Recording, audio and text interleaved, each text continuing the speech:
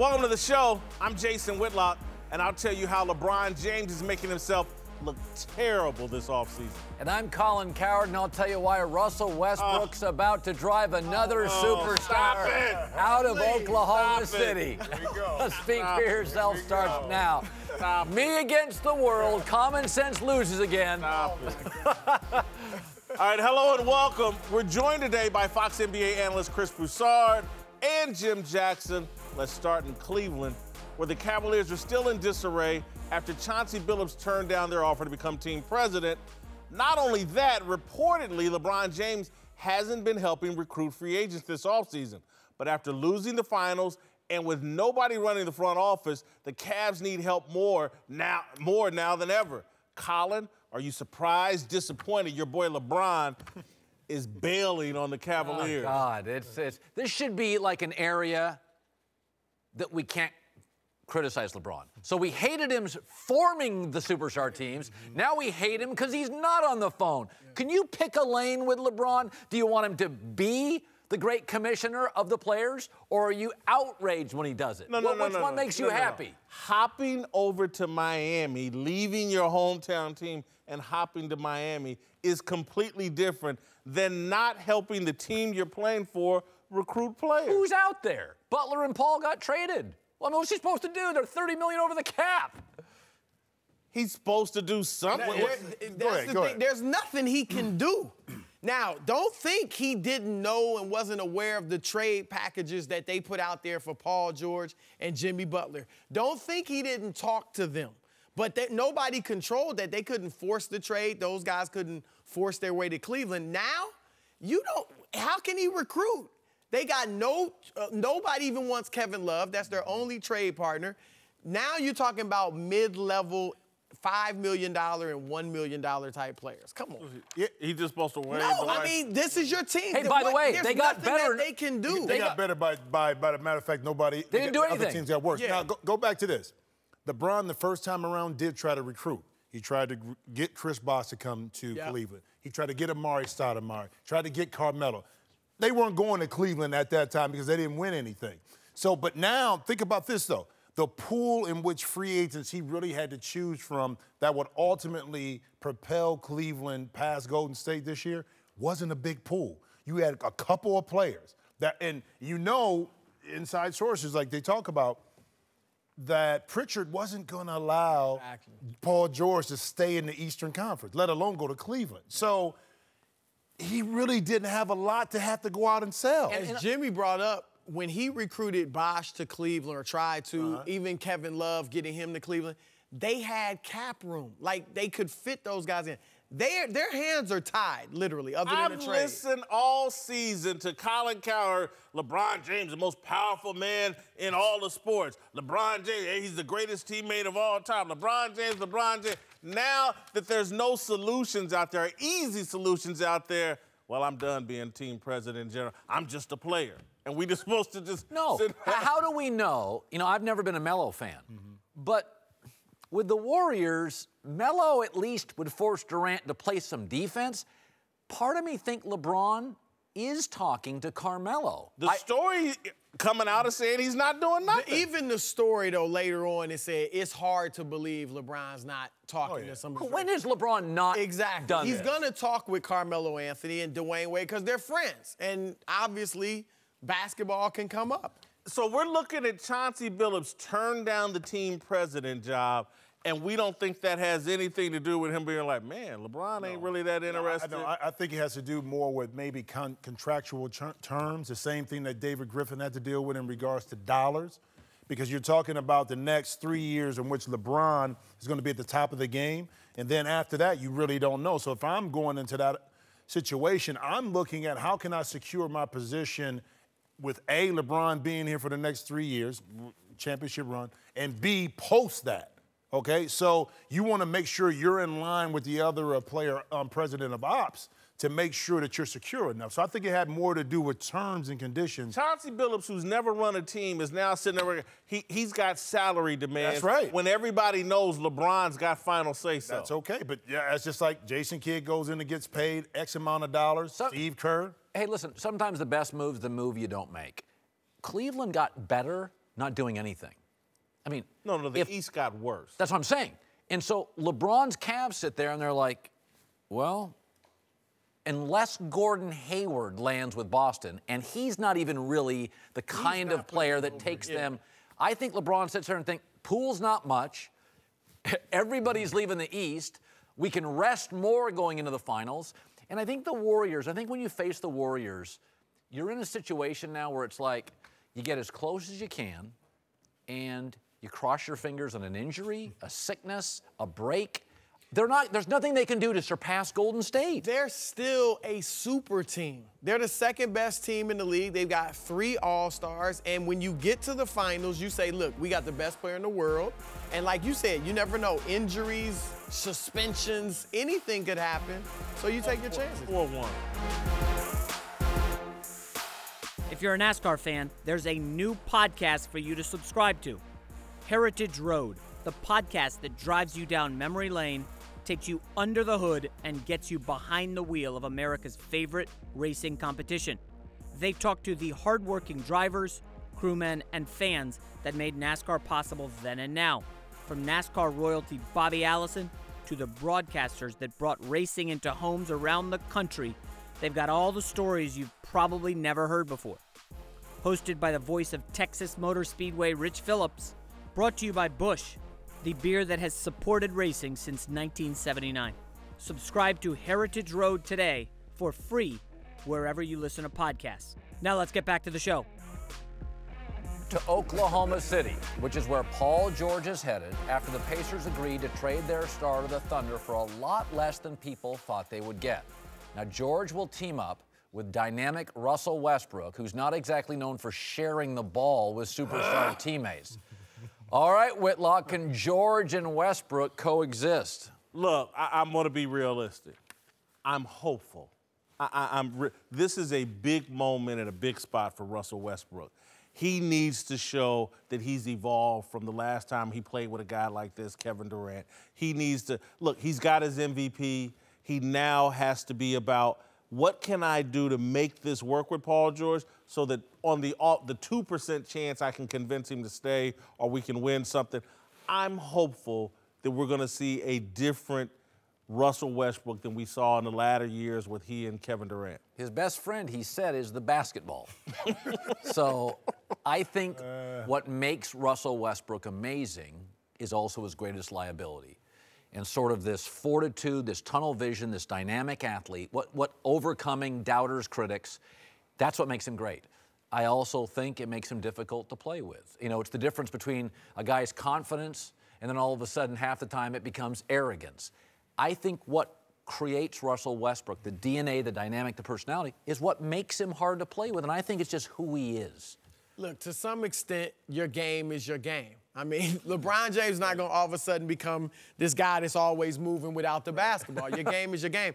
But I do think Russell will try and to some degree succeed at being different. Look, he showed everything he could individually this past year. Like, there's nothing else to prove individually. The one chance you had to do it by yourself, you averaged a triple-double and won MVP. Now, go ahead and show that you can play with another superstar again. And they're not going to win the West, but if they have a successful season, you know, that's doing well for them. Can we take it one step further and get it out of his hands a little bit and go to management and coaching? Because at this point, and I said this before, with Scotty Brooks and also Billy Donovan, Russell has not been held accountable for how he plays. It's the duty of the coach to be able to hold the star player to a higher standard. Pop does it. Pat Riley did it. Phil Jackson did it. Larry Brown did it. All the great coaches did it. So when you have that coach that's able to do that, bringing a Paul George in is now the dessert. Because now your main star is in line with what he has to do to win. So it's not a question of whether they can fit once he's in line with what the coach wants him to do. So I'm going to take it to higher than Russell Westbrook and go to the coaching. Let me defend Westbrook on this. I know, look at you. Paul George is a scorer. Paul George has never been a great teammate to elevate people. He's not what he does. Like Kawhi Leonard doesn't pass. Paul George really is to some degree, he's a scorer. How do we know Paul George can play well with Russell Westbrook? I mean, Westbrook's got 10 assists. He's dealing the ball. I don't know if Paul George, that's why I thought Paul George worked with the Lakers, because Lonzo is sort of uniquely Jason Kidd-like in that he'll get his points other ways, but Lonzo is he's perfect for George. We don't know that George is easy to be a teammate of. Both of you are making great points in terms of, and I really love Jim's point, Billy Donovan, pressure on him. He's got some pieces to work with, and he needs to make them work. It can't just be Russell Westbrook's a bad guy. What about Billy, Mo Cheeks, the entire organization? You're absolutely right. One of the things that bothered Durant when he was in Oklahoma City was that at the end of the games, we all saw Westbrook not giving him the rock and stuff like that. He wanted the coach, Scotty Brooks, to go to Westbrook. Exactly. It wasn't Durant's nature necessarily to go to him and say, give me the ball. You can fault him for that. But he also felt like, you the coach.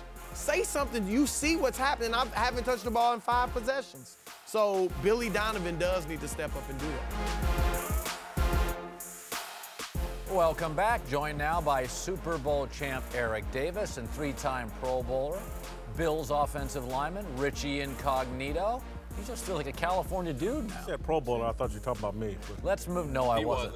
Let's move to the NFL and Tom Brady, who sat for an interview with E60 yesterday and spoke for the first time about his wife Gisele's claim that he suffered a concussion last year. When asked what Gisele thinks about all the hits he takes, Brady said, quote, I mean, she's there every day. I mean, we go to bed, you know, in the same bed every night. So I think she knows when I'm sore. She knows when I'm tired. She knows, you know, when I get hit. She'll support me as long as I continue to want to play. She's like my mom. I mean, the two of them together sitting next to each other in the suite watching me get hit all day. I'm sure it's not fun. Whitlock, are you buying that Brady will get to decide when his playing days are over? No, I don't really buy it. I think Gisele's going to decide it. I think this answer pretty much says, and I say this respectfully, Gisele wears the pants in this relationship. And hell, she probably should. She makes more money than him. She looks better than him. She's probably smarter than him. And I think this is Tom Brady's last year. I think Gisele and Bill Belichick will come to an understanding, and that'll be that. Well, whatever happens, Robert Kraft will give Tom a good landing. So even if Gisele says you're out, Robert Kraft will sit down. How do we shape this so it feels good for everybody? I mean, I think listen, LeBron's great, but there's some resentment from Pat Riley and Dan Gilbert with LeBron.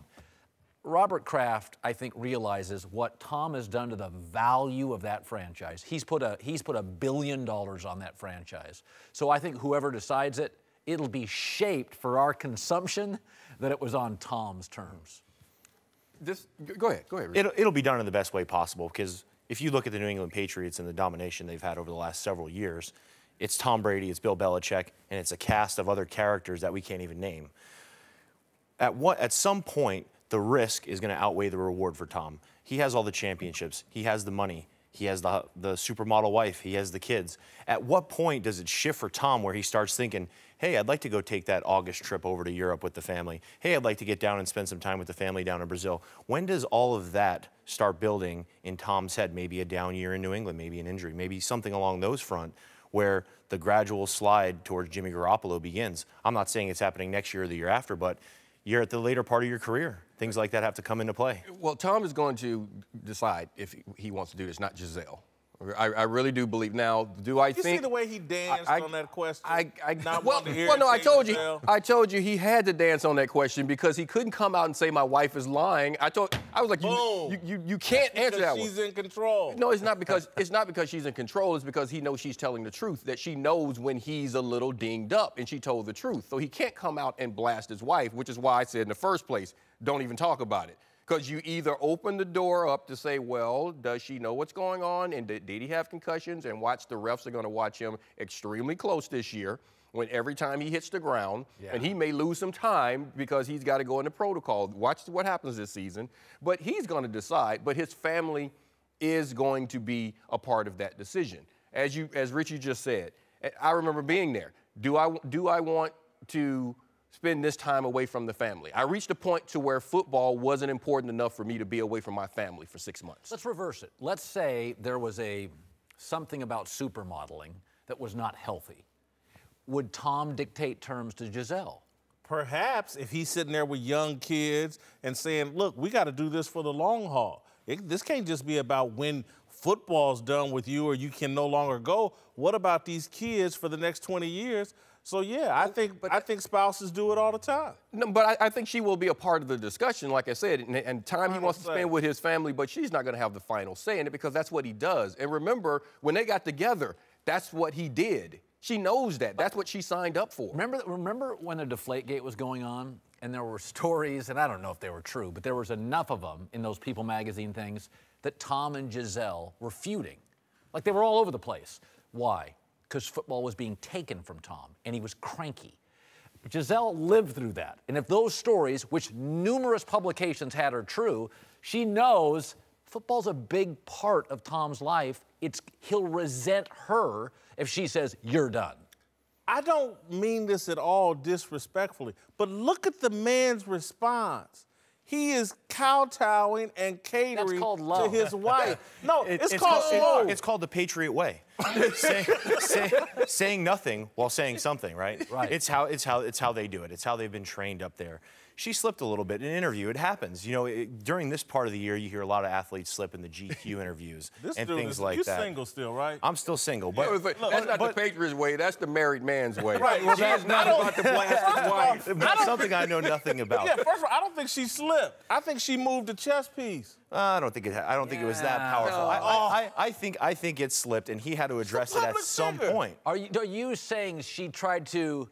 She moved a chess piece. She wants this. This is it, Tom. The old power you got move. 5 Super Bowls. You may get 6. Bill's all in. This come home. She moved a chess piece. For the record, I don't think any woman's ever done something like that. Right. Neither one of y'all even decide what clothes to put on each day. I dressed myself, man. All right, welcome back. Chris Broussard and Jim Jackson are back with us. Let's return to the NBA, where it's been a bad week for the Eastern Conference, which saw 3 of its biggest stars, Paul George, Jimmy Butler, and Paul Millsap, move west either through trades or free agency. The East was already the weaker conference, but now the talent disparity is bordering on ridiculous. Cowherd, should the NBA be concerned about how low the West is? Yeah, and I think one of the things the NFL's really done through the years is, you know, during the Trump election and ratings dip, and they're constantly aware of ratings, and they tweak and they tweak and they tweak, and the overtime and short and quickened games. This is one of these where the NBA's got to take the temperature of the room and go, okay, I got 2 TV partners. Every other year, one of them gets the Eastern Conference. I think it's time to start reseeding. 1 through 16, make it interesting. Listen, these leagues have all made changes. Baseball's lowered and raised the mound 20 times. Wild card. No, yeah, I mean, this is what leagues do. And the world changes. This company, you have to stay fluid and on your feet. And I think the NBA has got to look at it. And we got 2 TV partners spending $1.5 billion a year. We got to tweak this puppy. I heard y'all talking about this, I think, on the Herd earlier today. And I have to say, first I was taken back because I was like, man, that's crazy. But now I think I do buy into that the player, you can't disappoint. When everybody knows, hey, the regular season ain't that important, guys don't play hard, your best product is your playoff product. You got to put your best players and best teams on the court at that time. Yeah, I agree with Colin. Top 16 records or 16 seeds, but you have to go further. Because right now it's not fair. The Western Conference teams are playing a much tougher schedule than the East is. So don't just go by records. Even out the schedule, you play everybody roughly 3 times. You play all but 5 teams 3 times every season. And that would discourage tanking because Cleveland would have been the 5th seed. Ooh, and they would have met Golden State like in the second round or something. Yep. So now you're going to have teams try to play harder so you can get a top seed to avoid. He just went next level on that. He took it to but you think about this too. The free agency market, we're talking about going from east to west.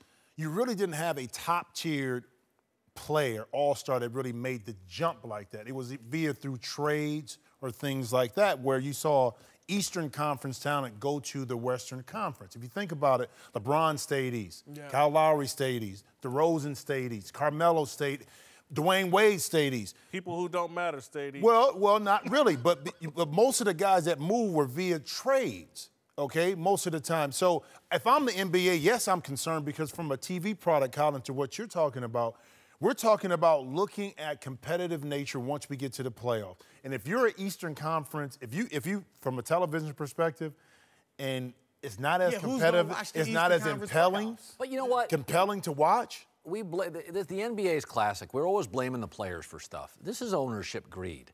You want to make the playoffs more interesting? 3-game first rounder. Or go back to 5. Well, they used to do 3, we played 5. It made a big difference playing 5 games. Upsets. Because that first game was so critical, in particular if you were the higher seed, if you gave that first game up, that totally changed the complexity of the game. March Madness is huge. It's the second most bet thing in America to the Super Bowl. If they're willing in college basketball to let Duke lose to Belmont, I'm going to lose sleep if the Warriors lose to the Bulls. You will, though. Yeah, I mean, you want you don't want those type of upsets in the NBA. But by the way, especially not in the first round. Yeah, I mean, if a 12 upsets a 5, that's great. That's exciting. But if the Warriors go down in a 3-game series, to 16. Duke going down in the first round ain't the greatest. By the way, Duke and Kentucky, Michigan State, there are years they all lose early. The March Madness survives based on that drama. I know, but that's a one-game one-off. When you got to put someone in a 7-game series and you're stuck watching Toronto. These 7-game series in the East, first round, are awful. Well, I think, look, during the regular season, too, if you even out the schedules, you get Golden State, Cleveland 3 times. You know, so it's even better for the fans in so many ways. They have to do this because this is not cyclical. Yeah. This is not, oh, it'll come around. It's been this way for like 20 years. Since Michael Jordan won his last ring in '98, the West has won 13 of the last 19 championships. And it would be worse without it's not just about one championships. guy. Exactly. LeBron won 3 of those. And it was Detroit that was in there because of the Eastern Conference. Exactly. Like Phoenix missed the playoffs one year with 48 wins. I mean, it's been this way for 2 decades. And the management, I think, in the West is just better. Look, they're drafting better players. Coaching better. Yeah. All right, welcome back. Jim Jackson, to my right, now joined by the founder of the big league, Jason McIntyre. Let's move to the Golden State Warriors, always a topic, who signed Steph Curry to a historic 5-year, $201 million contract this weekend. Steph is now the highest paid player in the NBA history. One person, LeBron James, thinks Steph is actually underpaid, tweeting, quote, "So tell me again why there's a cap on how much a player should get? Don't answer that. Steph should be getting $400 million this summer, 5 years. JMTS. Whitlock, are you surprised LeBron thinks Steph is underpaid?" No, I'm not surprised because there's not an employee in America who doesn't think they should all be paid more. So when LeBron's talking about should Steph be paid $400 million, what he's really saying is I should be paid $800 million. And so, no, I'm not surprised at all. Every employee thinks they're underpaid and, you know, not getting what they deserve. So no surprise here. This, to me, was a total brand play. He would not have tweeted this 6 or 7 years ago. So the league had a lot of problems. Magic and Bird made it relevant in America. That's their legacy. Mm-hmm. Michael made it international, bigger than just America. LeBron's the player empowerment legacy. That's his legacy. Right. Social issues, that's on brand. I'm for the players. That was a shot at ownership, a shot at Pat Riley, a shot at Phil Jackson, a shot at Dan Gilbert. This is who he is.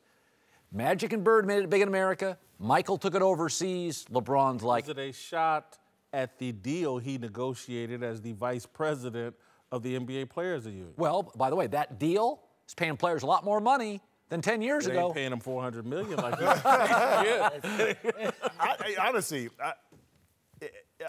LeBron sometimes, to me, tweets things. I really don't think he cares. I really don't. I think sometimes he responds to things to get a reaction. He may have a little bit of input in that, but LeBron is such on a different level, and everybody wants to compare guys and put them in the same class as LeBron. They can't. You just can't do it. It's just some guys, when they walk into the room and they do things that are just different. I don't care how big of a star certain people are. When Michael Jordan played, Magic can be here, Bird can be there, Dominique, but when he walked in the room, it was different. That's the same thing about LeBron. And we talked about free agency, and to me, it's really no such thing because you're still restricted as a free agent on what your team can pay compared to what the market can pay. So this right here, to me, I don't even pay any attention. It kind of feels like in basketball and football, you know, Aaron Rodgers, if he's on the open market, he's making a lot of money. Steph Curry, also a lot. But besides that, I also think this is a deep shot at Dan Gilbert. You know what happened one day after this tweet? Chauncey Billups backed away from his job as GM, reportedly over money. Yeah. So I think it's about the players. It's mostly about Dan Gilbert and not wanting to spend to take the Cavs to the next level. It has been reported that Dan and LeBron, their relationship is cool. Yeah, I'm sure that it's cool, but again, LeBron should do what Tim Tebow has done, what Michael Jordan did. Go play baseball. It's uncapped. What? It's uncapped. Yeah. Major League Baseball is uncapped. You can make as much money as you want. Their players' union negotiated that. NFL, NBA players, hockey players negotiated to live in a world where there's a cap. And they get a percentage of the revenue. But what's crazy, though, I'm more like Jim in terms of he's just farting into the air. But the baseball players don't have nearly the power as the basketball players do when it comes down to a franchise's value. Steph Curry joins the Warriors. 5 years later, their value is up tenfold. It can't happen in baseball. I get it, but again, the way business works, particularly when unions were strong and baseball still has a strong union, they negotiated a better deal than NBA players. So you can take a shot at Dan Gilbert. You can take a shot at ownership. You negotiated the deal. By the way, who reads that? Not all the owners read that. All the players read that. Players, right. yeah. That's LeBron saying, guys, I'm your guy. Yeah, but you know what, though? A lot of players are like, okay. Thank you. What does it really mean? I mean, seriously. I mean, because, you know, they built up the rivalry, Steph and LeBron, and they were going through the whole thing. I think he tweeted just to tweet, and there's really nothing else behind it. You don't think he's into the cryptic social media messages? He's been doing this for years. No. I just don't think he cares, really. Okay, I love what Jim is saying. He's enjoy my tweets, or, you know, judge my columns, enjoy my tweets. That's my line. He's just, again, because at the end of the day, what Jim is saying, I think I don't want to put words in my, he could care less if Steph Curry made $5 or $400 million. LeBron is about, I should be making $800 million. If they paying Steph that kind of money, what should I make? I got 4 MVPs. The whole league is built around me. This is about LeBron.